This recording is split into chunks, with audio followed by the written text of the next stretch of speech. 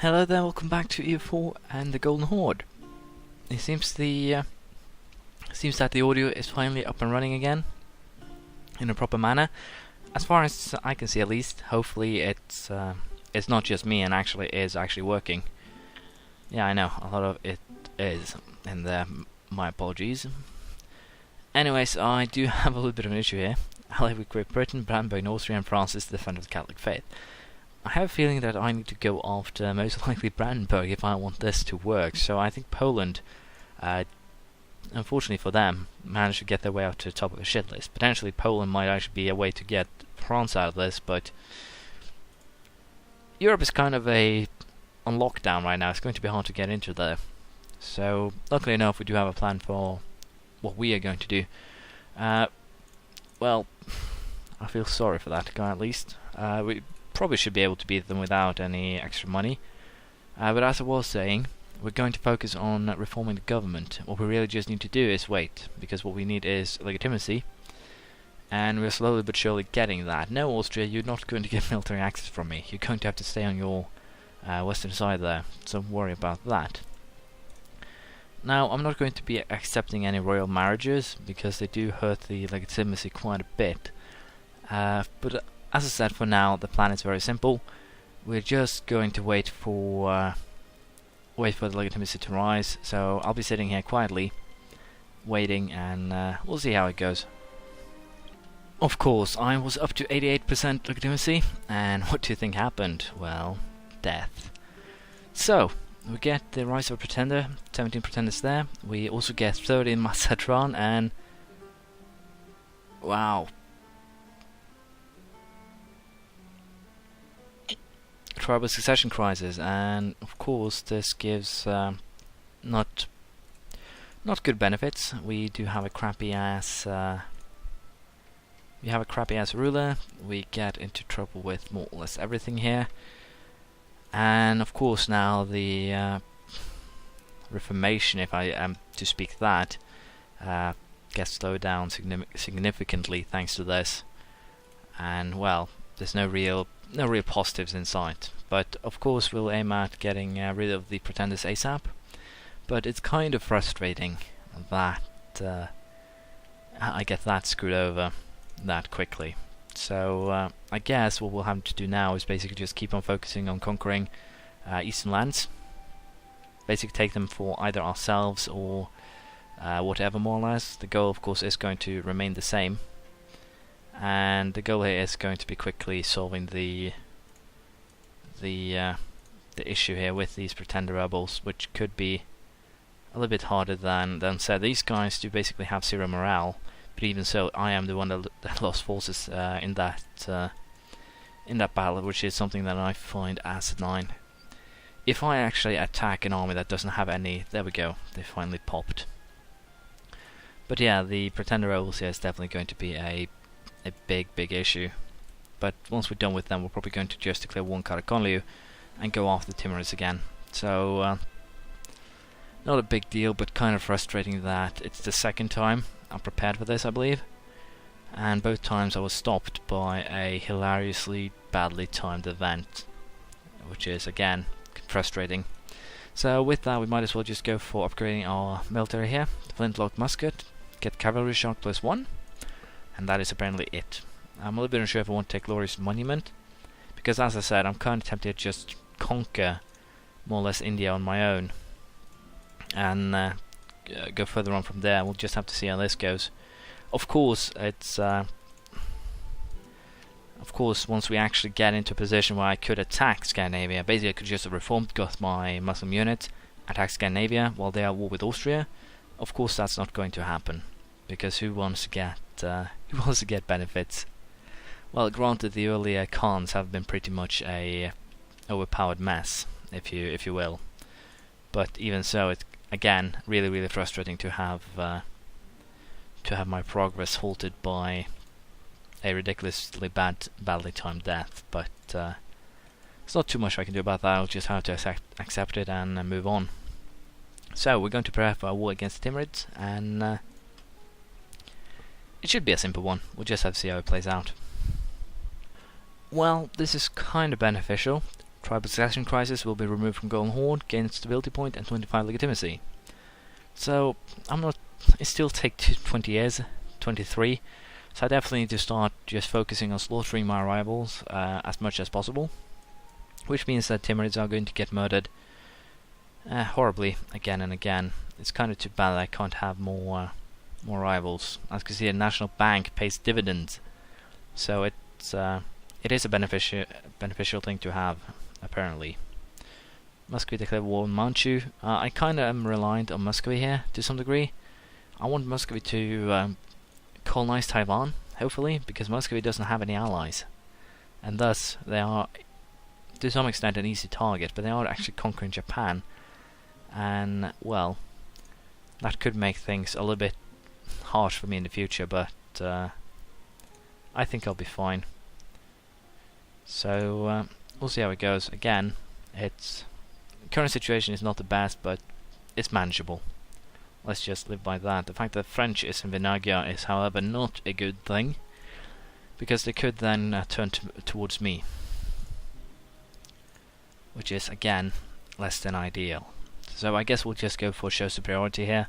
We'll be aiming at taking all 3 of Karakonlu's provinces, and the reason for that is really simple. By taking all 3 of Karakonlu's provinces, I'll be able to sell them off to the Ottomans, either that or acquire them myself.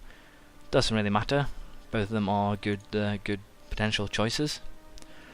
And I didn't actually manage to completely destroy the Timurids army, which is a little bit of a negative point here, but should be perfectly fine to just set up basically regular sieging squads in the meantime, and hopefully they will not be murdered brutally while I'm not paying attention, although that is definitely a potential here. I'm a little bit surprised that 3-province nation can field 24,000 soldiers, but I am kind of certain that the Ottomans will be able to deal with this. At least that's my hopes and dreams. But yeah, this is basically where we're going to leave it. I'm going to, as I said, destroy the Timurid army, and once we've done that, I'll get back to you. I think I'll hunt this regiment first. Kind of losing a lot of men and a lot of soldiers in a silly ways here. But yeah, we're going to aim at winning this one, then we'll see what we'll do afterwards. The Timurids United Army is more or less stuck here. It managed to slip past me, but let's face it, I basically have a pretty strong front here to control it, so I can basically demand where it goes. Now these guys are kind of another story entirely. The Ottomans are really passive, not doing anything, which is, again, not good. I definitely need to get myself what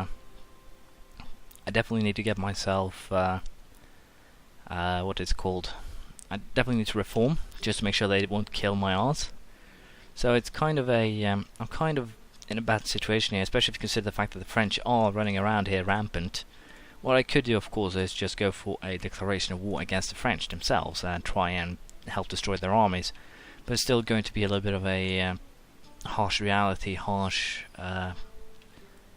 it's not going to be easy, let's just say that. It's going to be ridiculously difficult, and that is more or less where the problem lies. I'm not going to be able to beat the French even if I try, I think. So no matter how we look at this, I'm not in a really good position at all. I'm just going to have to keep on, well, sieging and fighting, and then we'll have to see if I end up with it in a war with the French or not. For now, however, we'll focus on Timurids again, just for the sake of getting some, well, power projection. We'll see how it goes. Well, I got a weird event here. Ban alcohol, coffee and tobacco. I can follow my what is my title? My Khan's pious ways, or no, it's actually the Ottoman ones. So as you can see, I can ban alcohol, tobacco and coffee. Basically it will give me tolerance through fate +1, national tax plus 20, or just 25 administrative power. So basically the choice here is I get a bonus of +1 to through fate. I have to find 50,000 peasants for it though. I can increase the tax to get some more taxes. In this case, not that much, not that helpful. Well, I do not wish to enforce these morals upon others. So I think we're going to just go for that one, because let's face it, I don't want to I don't want to wage war on the peasants. There's no reason for me to do so. It's basically in the current, or during the current time, it's it wouldn't be prudent. It would give me no benefits whatsoever. That's basically where I'm coming from, and thus I will not be doing that. However, I do have a Karakonlu here that is annoying as hell, and an Ottoman that just sits by and scratches their arse more or less. So I have to deal with Karakonlu sooner or later. The problem, of course, has been so far that I've been getting mostly minus negative modifiers everywhere. So it's not the easiest battles to wage, more or less. I'll just have to keep on plucking at their manpower, and then we'll most likely outlast them sooner or later. We'll see how it goes. We quickly got up to maximum here. Didn't actually pay attention, which is bad, but we did take the Glorious Monument, which gives me the ability to build said Glorious Monument. Could take a diplomatic tech, but the goal here is to take this from Timurids, a 100% war score. We'll probably sell this one to Chagatai. We'll call the remaining for ourselves, and we'll annex Karakonlu and hand them over to the Ottomans. And due to that, we're definitely going to go with postal service here, which will envoy travel time minus 25% and the Imperial Authority plus 10%. I'm also, as I said, really tempted to declare war on Vinagia, or even, I don't think I'm going to do that until the French are done with them, but as you can see here, Vinagia is actually winning the war, because I believe the war goal is to take the capital or something like that. So if the French don't actually pick themselves up here, they're going to lose. And of course, if we actually end up helping here by, well, declare war on them, we'll get in even a better position. They do view me as friendly or natural ally, but they don't want to have me as an ally, which is a weird scenario. My apologies. For the time being, however, we'll focus on finishing the sieges in the Timurid lands, make peace there, and then we'll go after Karakonlu. There we go, with the siege of Dundar, the war against Timurids is over. We've taken everything we want here, and the peace deal is something they cannot actually, well, say anything on, so we're going to send that. We're also going to go slowly ahead here, and boom, we suddenly have ourselves in a much better position. Now, since the French have actually taken Surat and Gujarat as well, I'm pretty certain there's two French armies running around here, which is a scary, scary thing. Especially if you consider the fact that that means that Europe is weakened. They're still allied with Great Britain and Austria, which is, again, really not beneficial to me. I definitely need to fix that. But there's not too much I can do about it right now. Overextension wise, we are at 64%, and if I take Karakonlu with a... I can't actually go for full annexation here, so I think we're just going to take these two.